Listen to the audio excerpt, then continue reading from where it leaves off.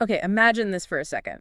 The northern lights, but not just in the Arctic. Right. Imagine seeing them, like, all across Europe, maybe even, I don't know, North Africa. It sounds pretty wild, doesn't it? But yeah, around 41,000 years ago, that might have actually been a thing. It's an amazing image to start with, and it pulls us right into what we're digging into today, doesn't it? Absolutely. We're looking at this really crucial time in Earth's past and some fascinating new research from the University of Michigan, actually. Yeah, looking at how a huge natural event might have, well, affected early humans differently. Specifically, Homo sapiens versus Neanderthals. We're diving into a study. It was published in Science Advances. And it connects this big Earth event, a geomagnetic excursion, they call it, Yeah. to maybe why we thrived and, well, Neanderthals didn't make it. So that's kind of our mission for this deep dive, right? To figure out how our ancestors, Homo sapiens, managed to get through this period of pretty intense environmental stress. What did they do? What strategies did they have? Exactly. What does it tell us about how adaptable they were? And maybe, are there lessons for us now? We'll be using that Michigan study as our main guide here. Okay, let's get into it then. This geomagnetic excursion. Yeah. That's the thing that caused the crazy auroras. What is that? Right. So think of the Earth's magnetic field as this invisible shield, right? A bubble around the planet. Okay. A geomagnetic excursion is when that shield gets temporarily weak or wobbly. The magnetic poles can actually wander off. Wander? Yeah, and the whole field can just lose a lot of its strength for a while. It's actually happened loads of times in Earth's history, maybe 180 times or so. 180 times. Wow. Okay, so this isn't like a one-off freak event. Not at all. Yeah. But the one we're focused on, the Laschamps Excursion, that's the most recent major one, peaked around 41,000 years ago. And how long did it last? The main part lasted maybe 2,000 years or so. And during that time, the magnetic North Pole actually shifted way down over Europe. Over Europe, yep. And, crucially, the field strength dropped like a stone, maybe down to only 10% of what it is today. Whoa, okay. 10%. That sounds significant. What does that do? Well, the big one is radiation.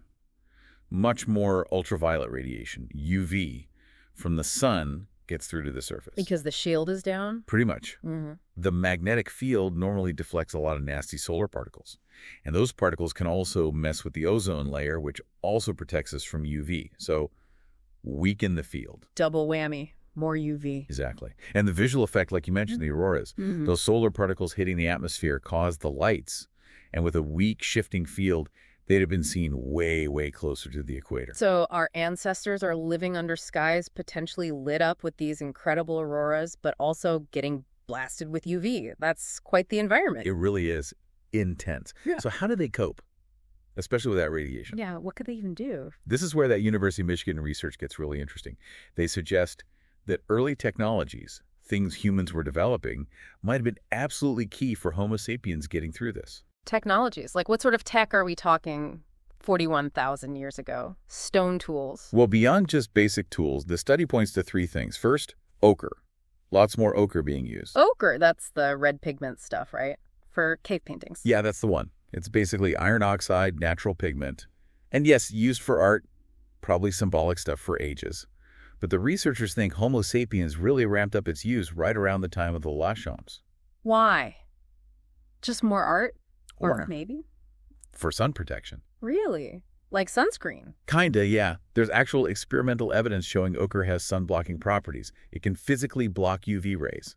Huh. And we see examples in, more recent ethnography, people using pigments on their skin for protection. So the idea is maybe Homo sapiens figured this out, or at least benefited from using it more right when the UV level spiked. So they're literally painting themselves with natural sunblock. Clever. Okay, what's the second technology? Second one, tailored clothing. Tailored clothing, not just like animal skins draped over. Exactly. We start finding not just scrapers for preparing hides, but actual needles and awls at Homo sapien sites around this time. Tools specifically for sewing. Wow, so they could make fitted clothes. Seems like it. And think about the benefits. One, obviously, much better insulation. Keeps you warmer, lets you move into colder areas, expand your range. Right. But two, and this is crucial for the UV problem, fitted clothing covers more of your skin more effectively. Ah, okay, so maybe not designed as sunscreen, but it worked that way too. Very likely. An unintended but super important benefit during the Laschamps. Better warmth, built-in UV shield. Makes sense. Okay, ochre sunscreen, fitted clothes. What's number 3? Caves. Increased use of caves. Okay. People lived in caves before, right? Sure, but the research found a pattern. They saw a correlation. In the parts of the world where the magnetic field would have been weakest and therefore UV exposure highest, you see a noticeable increase in signs of people actually living in caves right around 41,000 years ago. Ah, okay, so seeking shelter more deliberately. It seems that way. Caves offer obvious protection from the weather, but crucially, also from that intense sunlight, the UV radiation. Right. Get out of the sun. Simple but effective. It really is. So let's recap Homo sapiens. We've got this picture emerging. Using ochre, maybe a sunscreen, making tailored clothes for warmth and protection, and using caves more strategically for shelter. Pretty adaptable. Very adaptable. Now, the Neanderthals.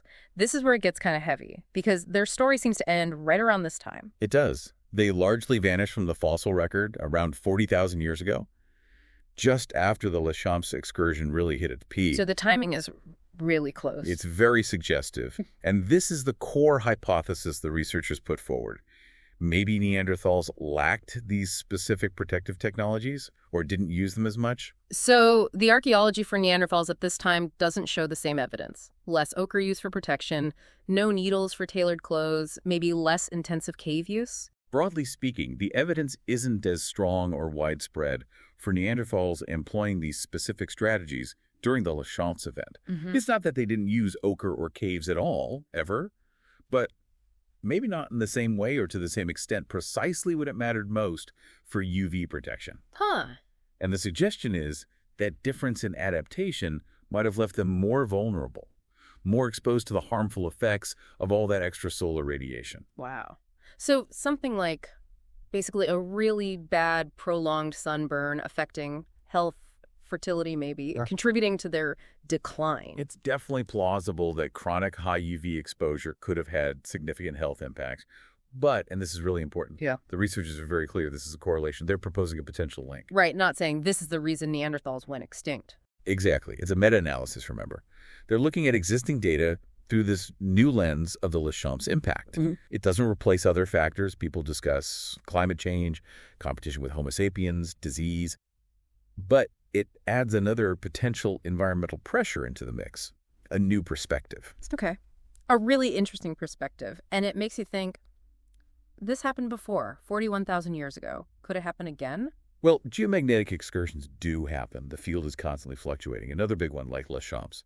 Yeah, it's certainly possible sometime in the future. And what would that mean for us now, with all our technology? That's a really critical point the study touches on. An event like Laschamps today could be, well, pretty disruptive. How so? Think about our reliance on satellites, GPS, communications. Yeah, everything. A severely weakened magnetic field means much more intense space weather hitting the upper atmosphere where satellites orbit. It could knock them out, disrupt signals, and even ground-based stuff like power grids and telecommunication arrays could be vulnerable to geomagnetically induced currents. So the very technology that defines our modern world is potentially super vulnerable to this ancient phenomenon. In some ways, yes.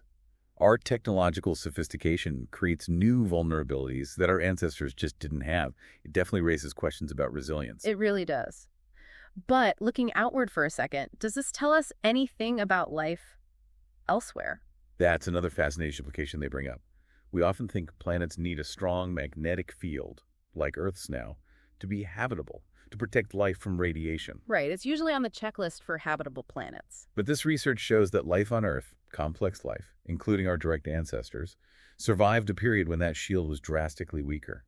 The atmosphere was different, radiation levels were higher, and yet life persisted. So maybe a strong magnetic field isn't the absolute deal breaker we thought it was for life existing somewhere else? It certainly suggests the parameters for habitability might be wider than we assume. It kind of broadens the search criteria.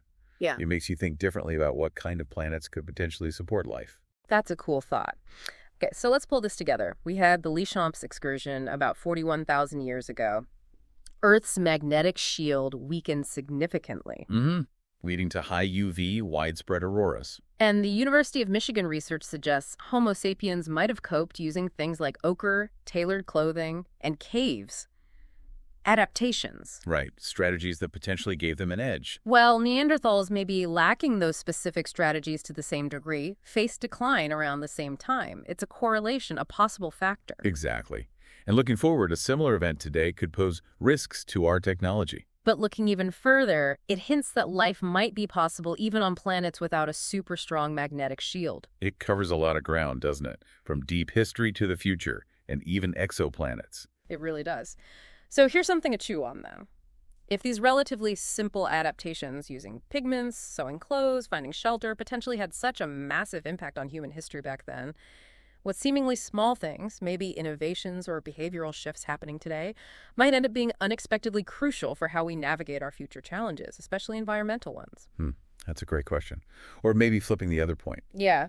If our modern tech is so reliant on a stable magnetic field, are we doing enough to understand and prepare for the effects of inevitable future space weather, whether it's a full excursion or just a major solar storm? Right. Food for thought about adaptation, resilience, and the powerful forces that shape planets and life. A lot to think about.